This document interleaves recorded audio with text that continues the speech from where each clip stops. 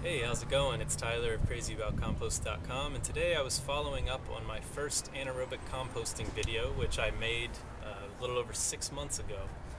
And if you aren't familiar with anaerobic composting, click on the link below, and that will take you to the previous video, so you can check that out and see how I got started with that.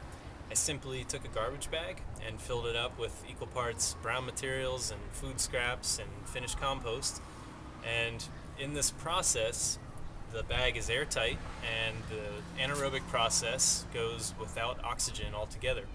So instead of carbon dioxide as your byproduct as a result of your normal processes, all your anaerobic composting methods, this one actually yields methane. More on that in a minute. But to look at the final product here, this is really nice stuff. It's very clear that this process did work, and I have some beautiful compost as a result. Everything's not perfectly broken down, and as I expected, I still found hair. That's one thing where, while hair technically is compostable, it does take a really long time to break down, and it doesn't surprise me here at all to see that I still have a big clump of hair. But pretty much other than that, I have nicely broken down compost, and this is certainly stuff that I could immediately apply to my gardening projects after I let this sit and cure for a little while. But I'm very happy with the results here, and I would say that this definitely did work. Although I wouldn't really promote this as my main method. And as I mentioned just a minute ago about methane, methane is what results from the anaerobic composting process and is known, stated by the EPA, as having a global warming potential as a greenhouse gas, and it's that of 23 times of what carbon dioxide is. So basically, methane is a lot worse and a greater contributor to global warming than is carbon dioxide, which makes sense. So if you want to avoid that, I would say going with the aerobic processes is better for sure. Of course. There are, however, anaerobic digesters, which are more industrial composters that apparently can claim back all the methane that comes off of it. Although I haven't really studied too far into how that goes, but I'm more focusing on a standpoint of what you can do at home, and I don't expect you to figure out how to collect your methane and reprocess it.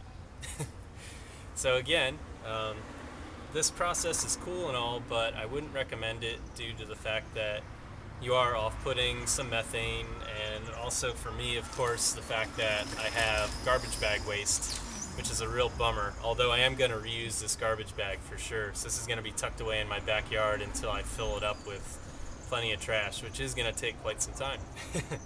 And one other thing, landfills are anaerobic as well. So if you've ever read anything that landfills are these magical degradation centers where everything just breaks down and there's no problems, whoever said that's full of crap.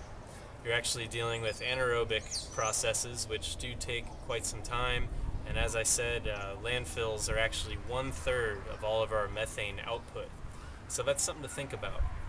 But if you are really keen on trying the anaerobic process, you can see on the prior video I made for this, there was a guy who commented that I should try using 5-gallon buckets.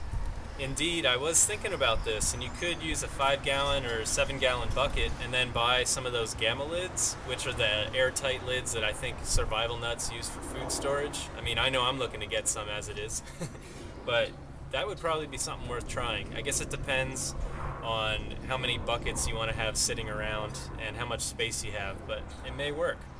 And the other thing too is that with the buckets, I don't know if the volume would be a concern because you're only getting such a small amount. And with composting, volume does matter. The more stuff you can get together is definitely better for the whole composting process.